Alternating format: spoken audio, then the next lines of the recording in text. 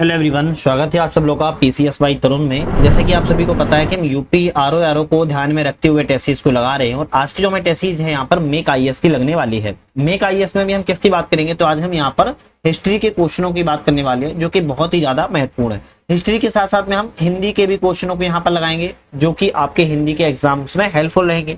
साथ में हम यहाँ पर मेक आईएएस की नहीं बल्कि संस्कृति आईएएस की, जीएस वर्ल्ड की, धी आईएएस की, स्टडी फॉर सिविल सर्विसेज की और मेक आईएएस की, मतलब कि मल्टीपल्स कोचिंगों की हम टेस्ट सीरीज को इस चैनल पर लगा रहे हैं। आप जाके देख सकते हो। साथ में आरओ के साथ में ही 12 अक्टूबर को पेपर अब नियरेस्ट आता चला जा रहा है यूपी पीसीएस का भी, तो यूपी पीसीएस की भी टेस्ट सीरीज हमारे चैनल पर लगना स्टार्ट हो गई है। अभी हाल ही में ही सपना मैम लगाने लगी हैं, आप जाके जरूर देख लीजिएगा, इंपोर्टेंट चल रही है।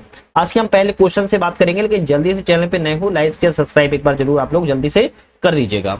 पहला क्वेश्चन की बात करेंगे, निम्नलिखित में से कौन से स्थापत्य जो है बाबर काल की देन है। तो यहाँ पर कह रहा है कि स्थापत्य में बाबर काल का कौन कौन सी यहाँ पर देन है। जैसे बात करें, पानीपत की काबुली बाग मस्जिद बाबर के द्वारा बनवाई गई, संभल की जामा मस्जिद भी बाबर ने बनवाई थी और आगरा का आराम बाग भी आपका बाबर के द्वारा ही बनवाया गया है। तो हम ये कहेंगे तीनों ही चीजें आपकी बाबर के द्वारा बनवाई गई हैं।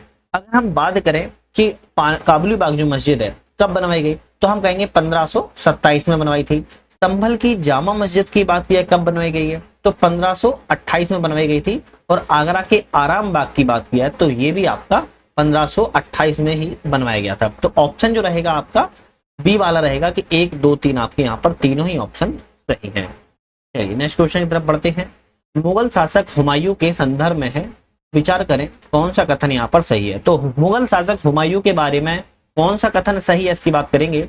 इसने जनता के शासन से जुड़ाव के लिए न्याय ढोल मतलब कि तबल अदल की स्थापना की थी। किसने? हुमायूं ने की थी, बिल्कुल करेक्ट है। वह ज्योतिष पर काफी विश्वास करता था तथा सप्ताह के 7 दिन अलग रंग के वस्त्रों को धारण करता था, मतलब कि हर दिन अलग अलग वस्त्रों को पहनता था, ये भी ठीक है। उसे अबुल फजल ने इस इंसान ए कामिल नाम का कहकर जो है संबोधित किया था, हम कहेंगे ये भी सही है। तो अबुल फजल ने इसको इंसान ए कामिल कहा था। तीनों ही ऑप्शन सही है, तो हमारा 1 2 3 यहाँ पर हमारे तीनों ही ऑप्शन सही हैं। अच्छा, हुमायूं के द्वारा एक बहुत इंपॉर्टेंट बात यह है कि दीन ए पनाह नामक यमुना नदी के तट पर निर्माण करवाया गया था और जो निर्माण है 1533 में इसने निर्माण का करवाया हुआ था। और दीन ए पनाह से ही जिसका निर्माण करवाया और उसी पुस्तकालय की सीढ़ियों से गिरकर 1556 में इसकी मृत्यु भी हो चुकी थी। चलिए खैर कोई बात नहीं, नेक्स्ट बात करते हैं।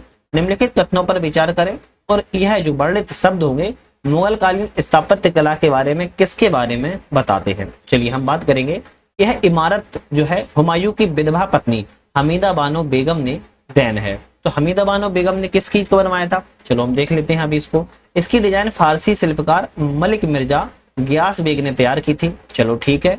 इसी इमारत की डिजाइन के आगे चलकर ताजमहल का निर्माण भी किया गया है। तो अब आप ये समझ पाए जो तीनों बाग के जो हैं आपके तीनों बाद हुमायूं के मकबरे से संबंधित, किससे? हुमायूं के मकबरे से संबंधित तीनों के तीनों बाग हैं, ध्यान रखना है। और इसी के तर्ज पर ही आगे चलकर ताजमहल का निर्माण भी किया गया था। चलिए नेक्स्ट क्वेश्चन देखते हैं। निम्नलिखित कथनों पर विचार करें, यहाँ पर कितने कथन सत्य हैं। मात्र 9 वर्ष की अवस्था में पहली बार अकबर को गजनी की सूबेदारी सौंपी गई थी, बिल्कुल बात सही है। 1551 का समय था और अकबर को गजनी की सूबेदारी सौंप दी गई थी। दूसरा एक है कि हुमायूं ने हिंदुस्तान की पुनर्विजय मतलब कि पुनः विजय करने के समय बेरम खां को अकबर का संरक्षक बनाया था। नहीं, बेरम खां को उस समय अकबर का संरक्षक नहीं बनाया था, तो हम कहेंगे यहाँ पर मुनीम खां को बनाया गया था। किसको? मुनीम खां नाम का व्यक्ति था, उसको अकबर का संरक्षक बनाया था तब जब हुमायूं हिंदुस्तान की विजय कर रहा था। तो दूसरा गलत है। दिल्ली पर अधिकार कर लेने के बाद हुमायूं ने अकबर को लाहौर का गवर्नर नियुक्त किया था, हम कहेंगे हाँ ये भी ठीक है। तो हमारे यहाँ पर कथन 2 सही है, दूसरा वाला गलत था जो कि हम आपको बता चुके हैं। नेक्स्ट बात करेंगे, मुगल शासक अकबर के द्वारा किए गए निम्नलिखित कार्यों को एक कालक्रम में व्यवस्थित कीजिए। जैसे बात करें, दास प्रथा का जो अंत है अकबर ने 1562 ईस्वी में किया था। उसके बाद तीर्थ यात्रा कर की समाप्ति की बात करें तो 1563 में संबंधित है। फतेहपुर सीकरी की स्थापना 1571 संबंधित है और जजिया कर की समाप्ति 1564 जो है आपका संबंधित है। आपका जो ऑप्शन रहेगा सबसे नंबर पर दूसरा वाला रहेगा, फिर उसके बाद आपका रहेगा पहला वाला, फिर अंतिम में रहेगा आपका ये वाला तीसरा वाला और ये आपका रहेगा चौथा। तो हमारा यहाँ पर जो आपका सही ऑप्शन रहेगा वो हमारा रहेगा यहाँ पर ए ऑप्शन यहाँ पर करेक्ट रहेगा, ध्यान रखिएगा। तीर्थ यात्रा की समाप्ति 1563, दास प्रथा का 1562, फतेहपुर सीकरी की स्थापना 1571, जजिया कर की समाप्ति 1564 आपका सही है। अच्छा, कुछ और भी थे, जैसे अकबर के द्वारा हरमदल की मुक्ति, तो हरमदल की जो मुक्ति है 1562 संबंधित है। धर्म परिवर्तन पर अकबर ने पाबंदी लगाती थी, धर्म परिवर्तन पर पाबंदी, तो हम कहेंगे किस वर्ष 1565 में। राजधानी का आगरा से फतेहपुर सीकरी में स्थानांतरण, आगरा से फतेहपुर सीकरी, अगर हम बात करें फतेहपुर सीकरी में स्थानांतरण 1571 में। और आपकी बात किया जाए इबादत खाने की स्थापना, किसकी, इबादत खाने की स्थापना, तो ये आपका 1575, तो आप ये भी आप याद कर लीजिएगा। चलिए नेक्स्ट क्वेश्चन की बात करेंगे। अच्छा, उससे पहले एक आप लोगों के लिए बहुत प्यारा सा अपडेट है और इंपोर्टेंट अपडेट है, उसको समझ लेते हैं, क्योंकि इंपोर्टेंट इसलिए है, सबसे पहले तो हमारे ऐप का नाम बदल गया है, पहले नट लर्निंग ऐप था, बहुत सारे लोगों को यही पता है, खैर कोई बात नहीं, लेकिन अभी ऐप का नाम हो चुका है यूपीएससी नट। क्या नाम हो चुका है, यूपीएससी नट नाम हो चुका है। और इसको डाउनलोड आप लिंक से कर सकते हो, हमने डिस्क्रिप्शन में दे दी है, या फिर आप लोग सर्च भी कर सकते हो प्ले स्टोर पे यूपीएससी नट।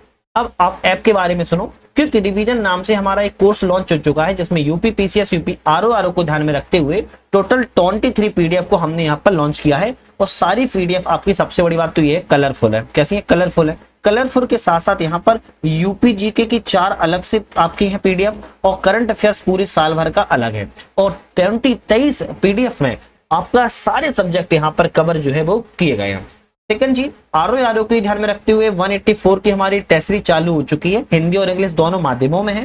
फुल टेस्ट है, ध्यान रखिएगा। फुल टेस्ट के साथ साथ आप लोग यहाँ पर एक्सप्लेन की पॉइंट सारी चीजों को लगा पाओगे। साथ में हमारा 1 जून से बैच स्टार्ट हो चुका था, हालांकि 1 जून के नहीं हो पाया था क्योंकि कुछ इंपोर्टेंट इमरजेंसी आ गई थी, तो हमने इसको फिर 10 जून को स्टार्ट कर दिया था। करंट अफेयर्स का सेशन यहाँ पर स्टार्ट हो चुका है, जिसमें 20 से 25 के बीच में वीडियो क्लासेस रहेंगी, 4 से 5 आपकी मैराथन क्लासेस रहेंगी। तो करंट अफेयर्स का सेशन है, आप पीडीएफ वीडियो सारी चीजें डाउनलोड कर सकते हो। और मोस्ट इंपोर्टेंट जो आपके लिए कोर्स हमने यहाँ पर लॉन्च किया है, ध्यान रखना है आपको, पीडीएफ वाला लॉन्च किया हुआ है, इसको आप जरूर ज्वाइन एक बार जरूर कर लीजिएगा। ऐप फिर से बताइए तो यूपीएससी नट नाम से ऐप आ चुका है, एक बार जरूर आप लोग डाउनलोड कर लेना है। हम यहाँ पर क्वेश्चन की बात पुनः करते हैं। मुगल शासक अकबर के द्वारा किए गए कार्यों में निम्नलिखित में से कार्यों को व्यवस्थित कीजिए। जैसे कि अभी मैंने आपको बताया था, इबादत खाने में सभी धर्मों का प्रवेश किस वर्ष दिया गया था, तो इबादत खाने में जो स्थापना 1575 में की गई थी, लेकिन सभी को प्रवेश 1578 में दिया गया था। मजहर की घोषणा कब की गई थी, तो 1579 में की गई थी। दीन ए इलाही की घोषणा कब की गई थी, तो 1582 में की गई थी। और अकबर के द्वारा इलाही सम्मत की भी स्थापना की गई थी, इलाही सम्मत की स्थापना 1583 में की गई थी। ऑप्शन आपका यहाँ पर बी वाला बिल्कुल यहाँ पर करेक्ट है। ठीक है, चलिए बात करेंगे नेक्स्ट क्वेश्चन की। किस प्रसिद्ध महिला ने मुगल काल में 1560-62 ईस्वी तक पर्दा शासन, या जिसे हम पेटीकोट सरकार की प्रतिनिधित्व किया था। तो पेटीकोट शासन आपको ध्यान होगा अकबर के काल से संबंधित था, और इसमें माहम अनंगा नाम की महिला का सबसे बड़ा हाथ रहा है, आपको याद रखना है। ठीक है, माहम अनंगा नाम की महिला का। मुगल शासक अकबर के द्वारा प्रवर्तित दीन ए इलाही के संदर्भ में कथनों पर विचार किए, और यहाँ पर कितने कथन जो है आपके सत्य है। बात करें, यह जो एक धर्म एकेश्वरवाद में विश्वास करता था, दीन इलाही जो था वो एकेश्वरवाद में विश्वास करता था, बिल्कुल सही है। इस धर्म के अनुयायियों के लिए मांस भक्षण वर्जित था, ये भी सही है। इस धर्म के अनुयायियों को मछुआरों या शिकारियों के साथ भोजन करना वर्जित था, बिल्कुल करेक्ट है। इस धर्म के अनुयायियों को अपने जीवन काल में श्राद्ध देना आवश्यक था, हम कहेंगे ये भी ठीक है, मतलब कि अपने जीवन के पहले ही श्राद्ध दे देते थे। तो चारों ही ऑप्शन सही है, तो हमारा जो ऑप्शन होगा, चारों ऑप्शन सही है, तो हमारा जो ऑप्शन होगा वो सी वाला यहाँ पर करेक्ट होगा। कौन सा होगा, सी वाला जो है आपका यहाँ पर करेक्ट होगा, चारों ऑप्शन आपके सही हैं। चलिए नेक्स्ट क्वेश्चन की तरफ बात करेंगे। निम्नलिखित कथनों पर विचार करें, और यहाँ पर क्या रहा है, कौन सा ऑप्शन यहाँ पर सही है, विचार करते हैं। साम्राज्य विस्तार के संदर्भ में अकबर ने सबसे पहला जो आक्रमण है 1561 में गोंडवाना के गढ़कटंगा राज्य पर किया था। तो आपको याद रखना है 1561 में जो आक्रमण किया गया था मालवा पर किया गया था। कहां पर किया गया था, मालवा पर किया गया था। उस समय मालवा के शासक जो थे बाज बहादुर थे। कौन थे, बाज बहादुर शासक उस समय थे। तो पहला ऑप्शन तो गलत हो गया। गढ़कटंगा के प्रसिद्ध हिंदू राज्य की स्थापना जो है अम्मन दास ने की हुई थी, तो हम कहेंगे हाँ बिल्कुल सही है। तो दूसरा वाला भी करेक्ट है, यहाँ पर डी वाले पे हम टिक लगा देंगे। बाज बहादुर पत्नी का भी नाम कभी कभी आता है, तो क्या था, तो इनकी पत्नी का नाम रूपमती था, आप इनको भी याद रखना है। इन्होंने जहर खाकर अपने क्या किया था, सतीत्व को रक्षा की थी। ठीक है, चलिए नेक्स्ट क्वेश्चन की तरफ बढ़ते हैं। निम्नलिखित कथनों पर विचार करें और इनमें से कौन सा कथन यहाँ पर सही है, विचार कर लेते हैं कौन सा कथन सही है। बुलंद दरवाजा फतेहपुर सीकरी में स्थित है, बिल्कुल ठीक है। मुगल शासक अकबर ने अपनी मालवा विजय स्मृति में बुलंद दरवाजा का बनवाया था। तो ध्यान रखना है, बुलंद दरवाजा आपकी गुजरात विजय की स्मृति में बनवाया गया था, मालवा विजय की नहीं बल्कि गुजरात विजय की स्मृति में बनवाया गया था, इसलिए दूसरा वाला गलत है, केवल एक ऑप्शन आपका यहाँ पर सही है। नेक्स्ट बात करेंगे, निम्नलिखित कथनों पर विचार करें, इनमें से कौन सा ऑप्शन आपका सही है। देखते हैं, अकबर की दक्षिण नीति मूल रूप से साम्राज्यवादी नीति के रूप में जानी जाती है, बिल्कुल करेक्ट है। अकबर ने अहमदनगर से संधि के फलस्वरूप बरार प्रदेश प्राप्त जो है वो किया था, हम कहेंगे ये भी सही है। तो दोनों ही ऑप्शन आपके बिल्कुल यहाँ पर करेक्ट है। अकबर ने दक्षिण राज्यों में खानदेश, अहमदनगर और असीरगढ़ के किले को जीता था। और खानदेश को दक्षिण का प्रवेश द्वार भी कहते हैं, किसको, खानदेश को क्या कहते हैं, खानदेश को दक्षिण का प्रवेश द्वार भी कहते हैं। ये कभी कभी छोटे छोटे एग्जामों में पूछ जाता है, दक्षिण का प्रवेश द्वार कैसे कहते थे, तो खानदेश को कहते थे। ठीक है, नेक्स्ट क्वेश्चन की बात करेंगे, निम्नलिखित कथनों पर विचार करें और इनमें से कौन से कथन आपके सही हैं। अच्छा, बहुत सारी टेस्ट सीरीज हमने पीडीएफ फॉर्म में सारी टेस्ट सीरीज को टेलीग्राम चैनल पे डाल दिया है, क्योंकि आप लोग बहुत ज्यादा मैसेज कर रहे थे टेलीग्राम पे डालो, मैंने डाल दिया है, तो आप लोग एक बार जाके डाउनलोड जरूर कर लीजिएगा, है ना। डिलीट विलीट हो या फिर कोई स्ट्राइक वगैरह आए तो पहले ही डाउनलोड आपको कर लेना है। क्वेश्चन है, निम्नलिखित में से कौन सा उत्तर जो आपका सही है। देखते हैं, मुगल शासक शाहजहां ने सर्वप्रथम अनुवाद विभाग की स्थापना करवाई थी। तो आपको ध्यान रखना है, अनुवाद विभाग की स्थापना सबसे पहले शाहजहां के द्वारा क्या,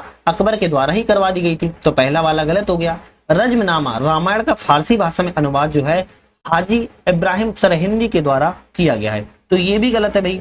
क्यों गलत है, क्योंकि ध्यान रखना है आपका, जो आपकी रामायण का फारसी भाषा में अनुवाद है वो आपका किसने किया हुआ है, ये बात किसने करी है, तो यहाँ पर अब्दुल कादिर बदायूनी ने रामायण का सिंहासन बत्तीसी के साथ मिलकर फारसी भाषा में अनुवाद किया था। तो आपका ये भी गलत है, तो ना तो पहला सही है ना ही ऑप्शन आपका यहाँ पर दूसरा वाला करेक्ट है।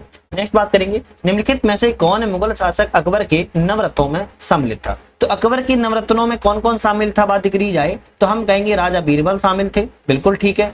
अबुल फजल शामिल थे, ये भी ठीक है। राजा मान सिंह शामिल थे। तो यहाँ पर 1, 2 और 4 शामिल थे, लेकिन स्वामी हरिदास शामिल नहीं थे, ध्यान रखना है। तो यहाँ पर 1, 2, 4 की बात करें तो हम यहाँ पर बी वाला टिक रहेगी। अच्छा, एक बात और याद रखना है, राजा बीरबल का मूल नाम क्या था, असली नाम, तो राजा बीरबल का महेश दास असली नाम था। क्या था, महेश दास असली नाम था, और बीरबल जो नाम है वो अकबर के द्वारा दिया गया नाम था, ठीक है। और तानसेन का कभी आए तो तानसेन का नाम क्या था, तानसेन का भी पूछ लिया जाता है। तानसेन का जो मूल नाम था वो रामतनु पांडे था। क्या था, रामतनु पांडे तानसेन का भी मूल नाम था, ठीक है। चलिए नेक्स्ट क्वेश्चन की बात करेंगे, राजा बीरबल के संदर्भ पर विचार करें, इनमें से कौन सा ऑप्शन आपका सही है। राजा बीरबल के बारे में, इनका मूल नाम रामतनु पांडे, अभी मैंने बताया कि तानसेन का नाम रामतनु पांडे था और बीरबल का नाम महेश दास था, अभी तो मैंने आपको बताया। तो मतलब कि पहला वाला ऑप्शन जो है गलत है। इन्होंने, राजा बीरबल ने दीन इलाही धर्म को अपनाया था, बिल्कुल सही है।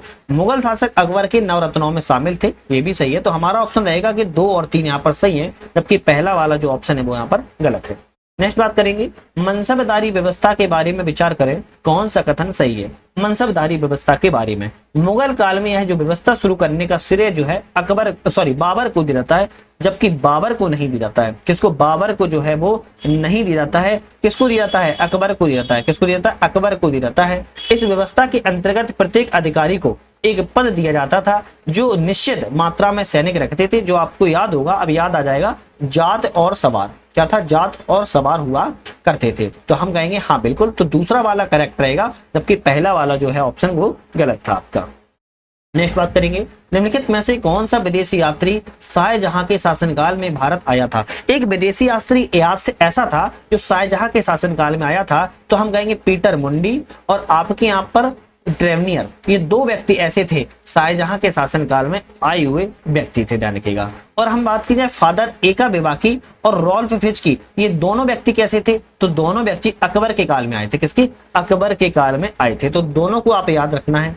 नेक्स्ट आता है निम्नलिखित कथनों पर विचार करें, यहाँ पर कौन सा ऑप्शन सही है, विचार कर लेते हैं। मुगल काल में चाचर उस भूमि को कहते थे जिस पर प्रतिवर्ष खेती की जाती थी। तो आपको याद रखना है, चाचर हम किसे कहते थे, जिस पर 3 से 4 वर्षों में अंतराल पर खेती की जाती थी। तो पहला वाला गलत हो गया। मुगल काल में पूलज उसे कहते थे जिसे 5 से अधिक वर्षों पर जोता बोया नहीं जाता था। तो पूलज उसे कहते थे जिसे हर साल, क्या कहते हैं, हर साल खेती जो है की जाती थी। तो दूसरा वाला भी गलत है, तो ना तो पहला सही है ना ही दूसरा सही है, इसलिए बी वाला जो ऑप्शन है वो हमारा करेक्ट हो जाएगा।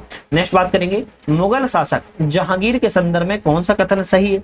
तो जहांगीर के बारे में वह मुगल वंश का तीसरा बादशाह था। तो तीसरा बादशाह कौन था भाई, तीसरा बादशाह तो अकबर था। कौन था, अकबर था। तो जहांगीर कौन सा बादशाह था, तो जहांगीर आपका चौथा बादशाह था। कौन सा, चौथा था, क्योंकि अकबर का ही पुत्र था जहांगीर। तो पहला वाला गलत हो गया। उसके बचपन का नाम मुराद था। क्या नाम बता रहा है, मुराद था। ये भी गलत है कि मुराद जो नाम है वो आपका नहीं था। जहांगीर का नाम बचपन का सलीम नाम था। क्या नाम था, सलीम नाम था। तो दूसरा वाला भी गलत है, तो ना तो पहला सही है ना दूसरा सही है। हम कहेंगे यहाँ पर आपका दोनों बी वाला ऑप्शन जो है करेक्ट हो जाएगा। नेक्स्ट बात करेंगे, निम्नलिखित कथनों पर विचार करें, इनमें से कौन सा कथन आपका करेक्ट है। विचार कर लेते हैं। मुगल शासक अकबर ने हेरात के प्रसिद्ध चित्रकार अकार रेजा के नेतृत्व में आगरा में एक चित्रशाला की स्थापना करवाई थी। तो एक बात याद रखना है, अकबर के द्वारा नहीं बल्कि जहांगीर के द्वारा है करवाई गई थी। तो पहला वाला गलत हो गया। प्रसिद्ध चित्रकार फारूक बेग ने जहांगीर के समय मुगल चित्रशाला प्रवेश किया था। तो आपका ये भी गलत हो जाएगा। जो फारूक बेग है वो आपके अकबर के काल से अकबर के काल से यहाँ पर संबंधित है, ना कि जहांगीर के काल से। तो यहाँ पर आपका दूसरा वाला भी गलत है। तो ना तो पहला सही है इसमें भी, ना ही आपका दूसरा सही है। नेक्स्ट बात करेंगे, मुगल शासक है और मकबरे का स्थान है। जैसे अगर हम बात करें मुगल शासक और जैसे शाहजहां की बात किया है तो आगरा संबंधित। तो किससे, शाहजहां से आगरा संबंधित है, दिल्ली नहीं है। हुमायूं से बात करें तो दिल्ली संबंधित है, दौलताबाद संबंधित नहीं है। औरंगजेब की बात करें तो दौलताबाद संबंधित है। कौन सा, दौलताबाद संबंधित है, आगरा नहीं है। और जहांगीर की बात किया तो लाहौर संबंधित है, बिल्कुल करेक्ट है, ध्यान रखिएगा। ठीक है, चलिए नेक्स्ट बात करेंगे, निम्नलिखित में से कौन सा नूरजहां गुट का सदस्य था। तो नूरजहां गुट का इनमें से कौन कौन सदस्य थे, तो महाबत खां नहीं थे, अशमत बेगम थी, आसफ खां थे और ग्यास बेग थे। तो 2, 3 सही है। तो हमारा ऑप्शन रहेगा बी वाला कि जो आपके यहाँ पर नूरजहां के पिता कौन थे, अशमत बेगम थे, नूरजहां के पिता थे। आसफ खां कौन थे, आसफ खां की बात की, सॉरी अशमत बेगम नूरजहां की माँ थी, सॉरी माता थी, है ना। और आसफ खां की बात की कौन थे, ग्यास बेग पिता थे। और आसफ खां की बात करें कौन थे, आसफ खां नूरजहां का भाई था। तो एक तरीके से जो नूरजहां का गुट था, माता पिता और भाई से गुट बना हुआ था। ठीक है, और इनका बहुत बड़ा प्रभाव था, ये भी आपको याद रखना है। नेक्स्ट है, मुगल शासक शाहजहां के संदर्भ पर विचार करें, कौन सा कथन सही है। तो मुगल शासक शाहजहां के बारे में कहा जा रहा है इसने सिजदा एवं पायपोश प्रथा को प्रारंभ करवाया था। तो आपको याद रहना चाहिए, सिजदा और पायपोश प्रथा को शाहजहां के द्वारा प्रारंभ नहीं करवाया गया था, बल्कि क्या करवाया गया था, अंत करवा दिया गया था, समाप्त करवा दिया गया था। तो पहला वाला गलत हो गया। इसने इलाही सम्मत के स्थान पर हिजरी सम्मत की जो है प्रयोग किया था। इलाही सम्मत अकबर ने चालू किया था, हिजरी सम्मत शाहजहां ने चालू किया था। हम कहेंगे केवल दूसरा वाला सही है, जबकि पहला वाला जो है गलत है। ठीक है, चलिए नेक्स्ट बात करेंगे, निम्नलिखित में से कौन इतिहास में मुमताज महल के नाम से विख्यात है। तो मुमताज महल, जो हम ताजमहल देखने जाते हैं ना, आगरा में बना हुआ है, तो मुमताज महल के नाम से विख्यात कौन है, अर्जुमंद बानो बेगम है। और यह शाहजहां की कौन थी, शाहजहां कौन थी, बेगम थी। और किसकी पुत्री थी, आसफ खां की पुत्री थी, ध्यान रखिएगा, किसकी थी, आसफ खां की पुत्री थी। इसका पूरा नाम अर्जुमंद बानो बेगम था। मल्लिका ए जमानी की उपाधि दी गई थी, किसकी, मल्लिका ए जमानी की जो है उपाधि को दिया गया था। और इतिहास में मुमताज महल के नाम से जाना जाता है। और मुमताज के जो हम कहेंगे किससे, मुमताज के गर्भ से कितने बच्चों ने जन्म लिया था, तो 14 संतानों ने जन्म लिया था। ध्यान रखिएगा, कितने संतानों ने, 14 संतानों ने जन्म लिया हुआ था। केवल 4 पुत्र, कितने, केवल 4 पुत्र और 3 पुत्रियां, केवल 4 पुत्र और 3 पुत्रियां ही सिर्फ जीवित थे, बाकी सब की मृत्यु हो चुकी थी। आपको यह भी याद रखना है। और अंतिम समय में पुत्र संतान को ही जन्म दे रही थी और मुमताज महल मर गई थी। तो समझते, उस समय 14 संतानों को जन्म दिया था, जिसमें से 7 इनके पुत्र या पुत्री जीवित थे। चलिए खैर कोई बात नहीं, वो आगे की बात हो गई। हम क्वेश्चन पर बात करेंगे। निम्नलिखित में से सूची 1 और सूची 2 है, बात करेंगे मिलाना है इनको, मुगल काल के संदर्भ में है। जैसे मीर आतिश, मीर आतिश की बात करें या किससे संबंधित है, तो मीर आतिश आपका शाही तोपखाने से संबंधित है। मुहतसिब की बात किया है, मुहतसिब किससे संबंधित है, तो मुहतसिब प्रजा के नैतिक चरित्रों को देखभाल करने वाला अधिकारी हुआ करते था। मीर ए बहर की बात की जाए तो मीर ए जो बहर है आपका नौसेना का प्रधान था, और मीर ए अदल की बात किया तो न्याय विभाग का अधिकारी हुआ करता था। ए ऑप्शन आपका यहाँ पर बिल्कुल करेक्ट है। नेक्स्ट बात करेंगे, निम्नलिखित युद्धों को एक सही कालक्रम में व्यवस्थित करें। जैसे हम बात करें यहाँ पर खजुआ का युद्ध, जो खजुआ का युद्ध है आपका कब लड़ा गया था, तो 5 जनवरी, कब लड़ा गया था, 5 जनवरी, हम कहेंगे 5 जनवरी 1659 को लड़ा गया था। देवराई या दौराई का युद्ध कब लड़ा गया था, तो 11 से 15 अप्रैल के बीच में 1659 को यह भी लड़ा गया था। धर्मत के युद्ध की बात किया तो 15 अप्रैल 1658 को लड़ा गया था। और सामूगढ़ का युद्ध की बात किया तो 29 मई, कब, 29 मई 1658 को लड़ा गया था। अब आप एक बार नजर मारोगे तो आपका यहाँ पर तीसरा वाला सही रहेगा। पहले नंबर पर एक तीसरा है, फिर आपका कौन सा है, फिर दूसरे नंबर चौथा है, फिर आपका तीसरा है, फिर आपका दूसरा है। तो ऑप्शन आपका यहाँ पर डी वाला करेक्ट है, ध्यान रखिएगा। ठीक है, सारे युद्धों को शायद हमें लगता है आपको पता ही होंगे। अब इतना डेफिनेशन करेंगे तो बहुत लंबी लंबी वीडियो बन जाएंगी। निम्नलिखित में से किसे दक्षिण का टोडरमल कहा जाता है, दक्षिण का टोडरमल हम मलिक अंबर को कहते हैं। किसको कहते हैं, मलिक अंबर को दक्षिण का टोडरमल कहते हैं। मुगल शासक जहांगीर के संदर्भ में विचार करें, कौन सा कथन सही है। तो जहांगीर के बारे में कहा जा रहा है उसका वास्तविक नाम सुल्तान सलीम मिर्जा था, बिल्कुल सही है। उसने प्रायः सहस्त्र दुआओं वाला शिशु कहा जाता है, बिल्कुल ठीक है। तो हमारा 1 और 2 यहाँ पर दोनों ही ऑप्शन यहाँ पर करेक्ट है। नेक्स्ट बात करेंगे, दिल्ली के लाल किले के अंदर निम्नलिखित में से कितने कथन यहाँ पर सत्य हैं। दिल्ली में लाल किले के अंदर बात कर रहा है, इसका निर्माण जो है मुगल शासक जहांगीर ने करवाया था। तो पहले ही गलत हो गया, इसका निर्माण किसने करवाया था, शाहजहां के द्वारा करवाया गया था। यह लाल बलुआ पत्थर से निर्मित है, किससे, लाल बलुआ पत्थर से निर्मित है, बिल्कुल सही बात है। इसके भीतर शाहजहां ने मोती मस्जिद का निर्माण जो है करवाया गया था। तो ये भी गलत है, क्योंकि शाहजहां ने नहीं बल्कि औरंगजेब ने, किसने, औरंगजेब के द्वारा मोती मस्जिद का निर्माण जो है करवाया गया था। यह यूनेस्को के द्वारा विश्व धरोहर स्थल में शामिल है, हम कहेंगे ये भी ठीक है। तो केवल हमारे 2 यहाँ पर कथन सही हैं, 2 कथन जो है वो गलत है। एक तरफ पुस्तक है और एक तरफ लेखक है, कौन से पुस्तक किस लेखक से संबंधित है। जैसे बात की जाए हम यहाँ पर मज्म उल बहरीन की बात करें, दारा से कोई संबंधित है। फुतुवात ए आलमगिरी की बात करें तो ईश्वर दास नागर से संबंधित है। हम बात करें तुजो के जहांगीरी की जहांगीर संबंधित है। तबकात ए अकबरी की बात करें निजामुद्दीन अहमद संबंधित है। ऑप्शन हमारा ए वाला रहेगा, 1 2 3 4 सभी ऑप्शन यहाँ पर करेक्ट है। नेक्स्ट बात कर लेते हैं, निम्नलिखित मुगल शासकों को एक कालक्रम में व्यवस्थित कीजिए। अब देखो यहाँ पर कितना बढ़िया क्वेश्चन है कि मुगल शासकों को एक कालक्रम में व्यवस्थित करें। इसका आंसर अगर आप लोग मुझे कमेंट में दोगे तो ज्यादा मजा आएगा। इसका आंसर अच्छा आप लोग मुझे देखिए, मुगल शासकों में जो क्रम से कौन से थे, अगर हो सके, ये ऑप्शन तो आपको बताना ही है, लेकिन हो सके तो एक सिक्योन से जितना भी आपको याद हो औरंगजेब तक, याद रखिएगा। बाबर से लेके, मैं आपको एक हिंट भी कर देता हूँ, बाबर से लेकर औरंगजेब तक आप हमें कैसे बताएंगे, आप हमें एक सिक्योन से बताइएगा। बाबर के बाद कौन आया, फिर उनके बाद कौन आया, फिर इनके बाद कौन आया, ऐसे लिखना है आपको आंसर। क्वेश्चन नंबर कमेंट में 30 नंबर का क्वेश्चन ये है, मुगल काल का एक कालक्रम। ठीक है, चलो इसका आंसर आप लोग मुझे बताइएगा।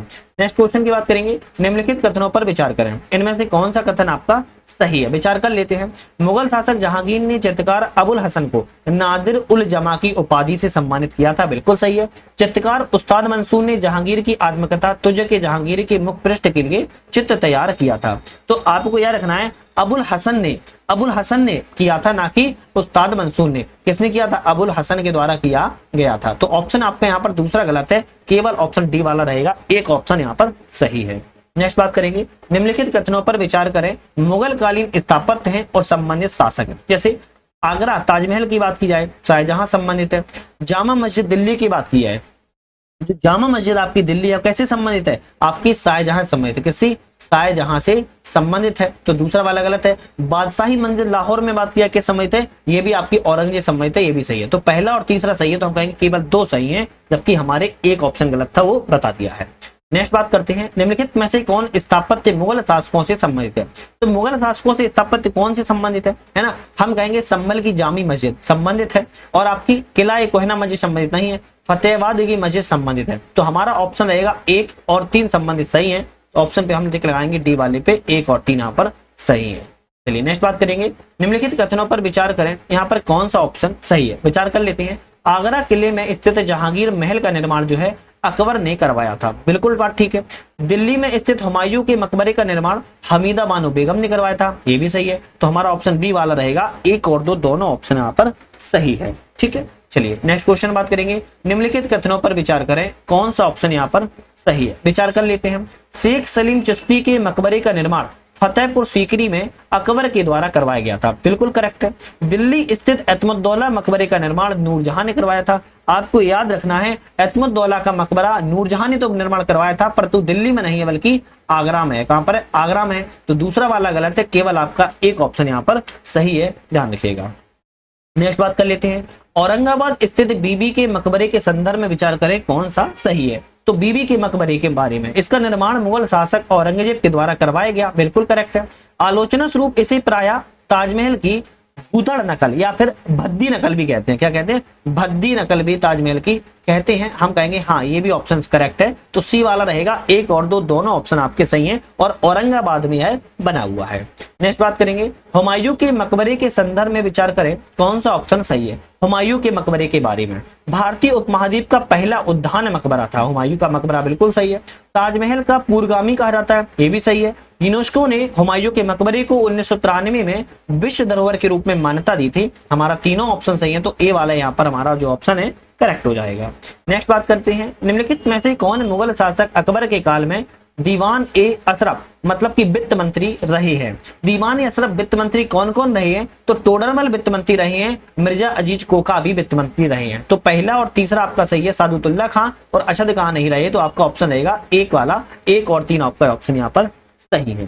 ठीक है, चलिए नेक्स्ट क्वेश्चन है, सूची 1 और सूची 2 है। जैसे हम बात करें सूची 1 और सूची 2 में कौन किससे मिला हुआ है। चलिए बात करेंगे हम यहाँ पर, नुक्सा ए दुलकुसा भीमसेन सक्सेना संबंधित है, खुलासत उल तवारीख सुजान राय भंडारी संबंधित है, मासिर ए आलमगिरी साकी मुस्तिद खां से संबंधित है, मुंतक उल लुबाब हासिम खफी खां से संबंधित है। हमारा ऑप्शन यहाँ पर सी वाला रहेगा, 1 का पहला, बी का दूसरा, सी का तीसरा, डी का चौथा ऑप्शन यहाँ पर करेक्ट है। नेक्स्ट बात कर लेते हैं, सूची 1 और सूची 2 है, मुगल कालीन केंद्रीय अधिकारी हैं और उनकी विशेषताएं, मतलब कि कौन सा केंद्रीय अधिकारी किस विशेषता से जुड़ा था। जैसे बात करें, सद्र उस शदूर की बात किया, धार्मिक मामलों को देखता था। मीर ए तुजुक की बात की जाए, धर्मस्थान का अधिकारी हुआ करता था। मीर ए बर की बात की जाए तो मीर ए बर आपका वन विभाग का अध्यक्ष हुआ करता था। और नासिर ए बयूतात की बात किया तो शाही कारखानों का अधीक्षक था। ऑप्शन आपका बी वाला यहाँ पर करेक्ट है। तो अभी तक हमने अपने 40 क्वेश्चन, कितने 40 क्वेश्चन जीएस के कर लिए। अब हम किसके क्वेश्चनों करेंगे? अब हम करेंगे हिंदी के क्वेश्चनों को, जो कि एग्जाम में सबसे ज्यादा महत्वपूर्ण इसी का है। 60 क्वेश्चन हिंदी के आते हैं दोस्तों, और 60 में से अगर आपके 50 से 55 नहीं आ रहे तो आप सोच लो वैसे ही बाहर हो, वैसे ही आप बाहर हो। तो चैनल को एक बार फिर से पुनः रिक्वेस्ट कर रहा हूं, चैनल को सब्सक्राइब, लाइक, शेयर कर, एक बेल आइकन प्रेस कर लेना है, एक प्यारा सा कमेंट भी दे देना है। अच्छा लगता है आप लोग जब करते हो, मोटिवेशन मिलता है और बेस्ट से बेस्ट करने की पूरी कोशिश करता हूं। जैसे कि मैंने आपको पहले ही बताया था, हमारा ऐप भी आ चुका है, पुनः आप लोगों से बता रहा हूं, यूपीएससी नेट नाम चेंज होगा है, तो यूपीएससी नेट डालना है, आप अपने ऐप डाउनलोड कर लेना है, लिंक से भी, प्ले स्टोर से भी। मल्टीपल कोर्सेस यहाँ पर लॉन्च हो चुके हैं, उन सभी को या तो ज्वाइन कर लेना है या फिर जो भी आपको ठीक लगे अपने अकॉर्डिंग उनको ज्वाइन कर लेना है। कोई दिक्कत आए तो आप मुझे कॉल भी कर सकते हो, जो कि नंबर हमने वहां पर ऐप पर ही दिया हुआ है। चलिए हिंदी के क्वेश्चनों की बात करते हैं। 8वां विशेषण है, 8वां विशेषण किस चीज का है? 8वां जो दर्शा रहा है वो क्रमवाचक दर्शा रहा है। किसको दर्शा रहा है? क्रमवाचक विशेषण को दर्शा रहा है। जैसे पहला हो गया, दूसरा हो गया, चौथा हो गया, 8वां हो गया, 10वां हो गया, ये सब किस चीज को दर्शाते हैं? क्रमवाचक को दर्शाते हैं। अर्जुन अत्यंत कुशल योद्धा थे, कह रहा है कि अर्जुन अत्यंत कुशल योद्धा थे। इस वाक्य में अत्यंत क्या है? अत्यंत शब्द किस लिए है? अत्यंत शब्द प्रिवी विशेषण। क्या है? अत्यंत जो है प्रिवी विशेषण है, आपको ध्यान रखना है। नेक्स्ट आता है, हिंदी अंतरराष्ट्रीय भाषा का स्थान ग्रहण कर रही है। क्या कर रही है? हिंदी जो है अंतरराष्ट्रीय भाषा का स्थान ग्रहण कर रही है। वाक्य में विशेषण पद कौन सा है? तो वाक्य में जो विशेषण पद कहेंगे अंतरराष्ट्रीय। क्या है? विशेषण आपका अंतरराष्ट्रीय। वाक्य में गुणवाचक विशेषण का जो है प्रयोग किया जा रहा है। किस चीज का? गुणवाचक शब्द वाचक जो है विशेषण का प्रयोग जो है किया जा रहा है, आपको ध्यान रखना है। नेक्स्ट आता है, मेरा कुत्ता लाल है। इस वाक्य में विशेषण का प्रयोग किया गया, तो मेरा कुत्ता लाल में जो वाक्य विशेषण है विधेय विशेषण का प्रयोग किया है। किसका? विधेय विशेषण का प्रयोग किया है। जैसे और भी हो सकता है, मेरा कुत्ता लाल है, मेरा लड़का आलसी है, ऐसे जो वाक्य होते हैं वो विधेय विशेषण का जो प्रयोग है इसमें किया जाता है।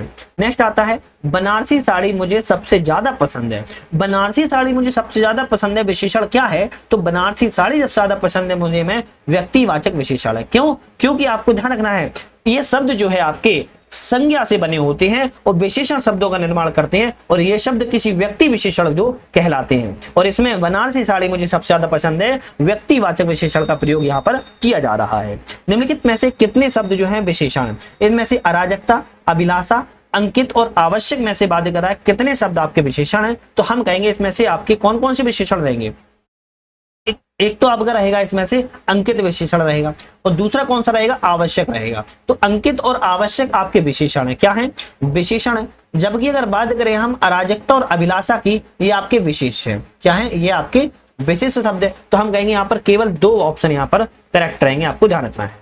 चलिए नेक्स्ट बात करेंगे निम्नलिखित में से कौन सा शब्द जो है विशेषण है, तो इनमें से विशेषण शब्द कौन सा है, हम कहेंगे जो उपस्थिति शब्द है विशेषण है। लेकिन उपस्थिति का अगर विशेष पूछ लिया जाए क्या होगा, उपस्थिति का अगर विशेष पूछा जाए तो क्या होगा, उपस्थिति होगा। उपस्थित एक विशेषण हो गया लेकिन अगर उपस्थिति पूछ ली जाए तो क्या हो जाएगा, हम कहेंगे वो आपका विशेष हो जाएगा। ईमानदारी, उपकार और उत्कृष्टता आपके विशेष शब्द हैं। ईमानदारी का अगर विशेषण पूछा जाए तो ईमानदार होगा, क्या होगा, ईमानदार होगा। उपकार एक विशेष शब्द है, लेकिन उपकार का अगर हम विशेषण पूछा जाए तो उपकृत होता है। अगर उत्कृष्टता विशेष शब्द है, उत्कृष्टता का अगर विशेषण पूछा जाए तो उत्कृष्ट होगा, क्या होगा, उत्कृष्ट होगा। नेक्स्ट आता है निम्नलिखित में से विशेष और विशेषण का सही युग्म कौन सा नहीं है। जैसे बात करें अगर यहाँ पर सही युग्म कौन सा है, जैसे ऊंचाई का ऊंचा होता है, बिल्कुल करेक्ट है। एकता का एकत्व नहीं, एकता और एकत्व तो एक ही शब्द है, दोनों विशेष शब्द हैं, लेकिन इनका विशेषण हो जाएगा एक, क्या हो जाएगा, एक हो जाएगा। ऐतिहासिकता और ऐतिहासिक का विशेष सही है, हम कहेंगे पहला और तीसरा हमारा सही है, जबकि दूसरा वाला इसमें ऑप्शन गलत था। नेक्स्ट बात करेंगे निम्नलिखित में से कौन सा शब्द यहाँ पर विशेषण है, तो इनमें से विशेषण शब्द इनमें से आपका कौन सा है। चलिए बात करते हैं, यहाँ पर बात करें हम विशेषण कौन सा है, तो जो विशेषण हमारा रहेगा कर्मनिष्ठ। कर्मनिष्ठ कैसा है, विशेषण है, कर्मनिष्ठ विशेषण है, लेकिन इसका विशेष क्या हो जाएगा, तो इसका जो विशेष हो जाएगा वो कर्मनिष्ठता हो जाएगा, क्या हो जाएगा, कर्मनिष्ठता इसका क्या हो जाएगा, विशेष हो जाएगा। लेकिन कड़वा, कुरूपता और कठोरता ये तीनों ही शब्द आपके विशेष हैं। अगर इनके हम विशेषण ढूंढना चाहें तो कड़वाहट का क्या होगा, कड़वाहट का हो जाएगा कड़वा, क्या हो जाएगा, कड़वा हो जाएगा। कुरूपता की बात किया क्या हो जाएगा, तो कुरूपता का हो जाएगा आपका कुरूप, और कठोरता की बात किया क्या हो जाएगा, कठोरता का हो जाएगा आपका कठोर। ठीक है, चलिए कौशल शब्द से बना विशेषण है। कौशल शब्द से कौन सा विशेषण बना है, हम बात करें तो कौशल शब्द से जो आपका है कुशल विशेषण बना हुआ है। कौन सा, कुशल विशेषण जो है आपका बना हुआ है, आपका दूसरा वाला यहाँ पर सही है। निम्नलिखित में से कौन सा एक विशेष विशेषण का सही नहीं है, तो इनमें से विशेष विशेषण कौन सा सही नहीं है, कारुण का करुण हो जाएगा, खटाई का खटास नहीं, खटाई और खटास तो एक ही शब्द होते हैं विशेष, लेकिन इनका जो विशेषण होगा वो खट्टा हो जाएगा, क्या हो जाएगा, खट्टा हो जाएगा। तो बी ऑप्शन आपका गलत है, ख्याति का ख्यात सही होता है। ठीक है, निम्नलिखित में से कौन सा विशेषण नहीं है, इनमें से विशेषण नहीं है, कौन सा नहीं है, खुशी एक विशेष शब्द है। कैसा है, खुशी एक विशेषण, खुशी एक विशेष शब्द है और इसका विशेषण पूछा जाए तो खुश होगा, क्या होगा, खुश हो जाएगा। खामोश, गरम और गरीब क्या है, विशेषण है, लेकिन इनके विशेष पूछा जाए, जैसे खामोश का विशेष क्या हो जाएगा, खामोशी हो जाएगा, क्या हो जाएगा, खामोशी हो जाएगा। गरम की बात की जाए तो गरामी हो जाए, गर्मी हो जाएगा, ध्यान रखिएगा। और गरीब का पूछा जाए तो गरीबी हो जाएगा। ठीक है, चलिए नेक्स्ट बात करेंगे, गंभीरता शब्द से बना विशेषण कौन सा है, तो गंभीरता शब्द से कौन सा विशेषण बनेगा, हम कहेंगे गंभीर बनेगा। कौन सा बनेगा, गंभीर बनेगा, ध्यान रखिएगा। गौरव शब्द से बना विशेषण कौन सा है, गौरव शब्द से जो विशेषण बनेगा वो आपका गुरु बनेगा। कौन सा बनेगा, डी ऑप्शन सही है, गुरु बनेगा, आपको ध्यान रखना है। अच्छा, आपको एक चीज और रखना है, जो गुरुत्व लिखा है, गुरुता लिखा है और आपका यहाँ पर क्या लिखा है, और गौरव लिखा है, ये तीनों ही कैसे शब्द हैं, ये तीनों ही की बात करें आपकी विशेष शब्द हैं। कैसे शब्द हैं, विशेष शब्द हैं। और इन तीनों का विशेषण पूछा जाए तो एक होगा, गुरु होगा, आपको ये भी याद रखना है। ठीक है, चलिए खैर कोई बात नहीं, नेक्स्ट बात करेंगे, निम्नलिखित में से कौन सा विशेषण नहीं है, इनमें से विशेषण कौन सा नहीं है, तो गहन विशेषण है, घनिष्ठ विशेषण है, ग्रस्त विशेषण है। लेकिन घनत्व की बात की जाए, घनत्व आपका यहाँ पर विशेषण नहीं है, घनत्व एक विशेष शब्द है। क्या है, विशेष शब्द है। निम्नलिखित में से कौन सा एक विशेषण है, तो इनमें से विशेषण कौन सा है, जैसे बात करें चतुराई आपका क्या है, विशेषण है। क्या है चतुराई, चतुराई विशेष है। क्या है चतुराई? चतुराई विशेष है। चातुर्य भी विशेष है और चतुरता भी विशेष है। लेकिन चतुर की बात की जाए, चतुर क्या है? चतुर एक आपका क्या है? चतुर एक आपका विशेषण है, चतुर एक विशेषण है। जबकि चतुराई, चातुर और चतुरता की बात किया तो क्या है? वो विशेष हैं। और इन्हीं तीनों के बात करें कि विशेषण क्या होगा तो चतुर हो जाएगा। क्या हो जाएगा? चतुर हो जाएगा। ये भी आपको ध्यान रखना है, ठीक है। चलिए नेक्स्ट आता है, निम्नलिखित में से कौन सा विशेष और विशेषण का सही सम्मिलित नहीं है? कौन सा नहीं है? चालाकी के चालाक हो जाएगा, चिकनाई का चिकनाहट। नहीं, चिकनाई और चिकनाहट तो एक ही शब्द होते हैं विशेष, लेकिन इनका चिकना हो जाएगा। क्या हो जाएगा? चिकना हो जाएगा विशेषण। तो बी ऑप्शन गलत है। चौड़ाई का चौड़ा यहाँ पर सही है। निम्नलिखित में से कितने विशेषण हैं? यहाँ पर कितने विशेषण हैं? तो अगर विशेषण की बात करें, जटिल विशेषण है ना, यहाँ पर जाति विशेषण है और जितेंद्र विशेषण है। तो आपके 3 यहाँ पर विशेषण है। जबकि जड़त्व की बात की, जड़त्व क्या है? विशेष शब्द है जो, लेकिन जड़त्व का अगर हम विशेषण की बात करें तो जड़ हो जाएगा। क्या हो जाएगा? जड़ हो जाएगा। चलिए नेक्स्ट बात करेंगे, निम्नलिखित में से कौन सा शब्द यहाँ पर विशेषण है? तो इनमें से विशेषण कौन सा है अगर हम बात कर लें यहाँ पर, तो हम कहेंगे ठाकुर है। ठाकुर जो क्या है? ठाकुर एक विशेषण है, लेकिन ठाकुर का विशेष क्या हो जाएगा? तो ठकुराई हो जाएगा। क्या हो जाएगा? ठकुराई इसका आपका विशेष हो जाएगा, ध्यान रखिएगा, ठीक है। चलिए आज के हम अपने अंतिम क्वेश्चन की बात कर लेते हैं। एक तरफ विशेष है और एक तरफ विशेषण है। यहाँ पर सूची मिलानी है कौन सा यहाँ पर सही है। जैसे बात करें दिलचस्पी, दिलचस्पी जो आपका है दिलचस्प से संबंधित है। दगाबाजी, दगाबाजी जो है आपका दगाबाज से संबंधित है। दक्षता, दक्षता दक्ष से संबंधित है। और दैन्य की बात किया है, एक चीज ध्यान रखना है, यहाँ पर दीनता लिखा है और दैन्य लिखा है। ये दोनों ही आपके क्या हैं? ये दोनों ही आपके विशेष हैं। क्या है? विशेष है। इन दोनों का विशेषण पूछा जाए क्या होगा तो दीन होगा। क्या होगा? इन दोनों का विशेषण दीन हो जाएगा। तो ऑप्शन जो रहेगा वो आपका ए वाला यहाँ पर करेक्ट हो जाएगा, आपको ध्यान रखना है। तो आज हमने यहाँ पर अपने बेसिकली अगर आप देखा जाए तो हमने 60 क्वेश्चन किए। कितने क्वेश्चन किए? 60 क्वेश्चन किए। 60 क्वेश्चनों को 1 मिनट का बस समय लेंगे, थोड़ा इसको और सुन लो। 60 क्वेश्चन हमने बेसिक किए हैं, जिसमें से हमने 40 क्वेश्चन तो किए जीएस के और हमने आपके 20 क्वेश्चन किए हिंदी के। लेकिन आपको पता है कि हिंदी के हमने 20 इंटू अगर 4 कर दो आप तो लगभग देखोगे आप हमने 50 से 60 क्वेश्चन तो कवर कर ही लिए होंगे, जो कि बहुत ज्यादा महत्वपूर्ण है। तो इसी तरीके की हमारी और भी वीडियोस आती रहती है। चैनल पे नए थे सब्सक्राइब लाइक शेयर करके एक प्यारा सा कमेंट जो कर देना है, अच्छा लगता है, मोटिवेशन मिलता है। आप लोग इतना उत्साहित करते हो तो काम करने में और मजा आता है। और चैनल पर जाके डिस्क्रिप्शन में ऐप की लिंक है, उसको भी आप लोग जरूर डाउनलोड कर लीजिएगा। तो आज वीडियो पे बने रहने के लिए आप सभी का बहुत बहुत धन्यवाद।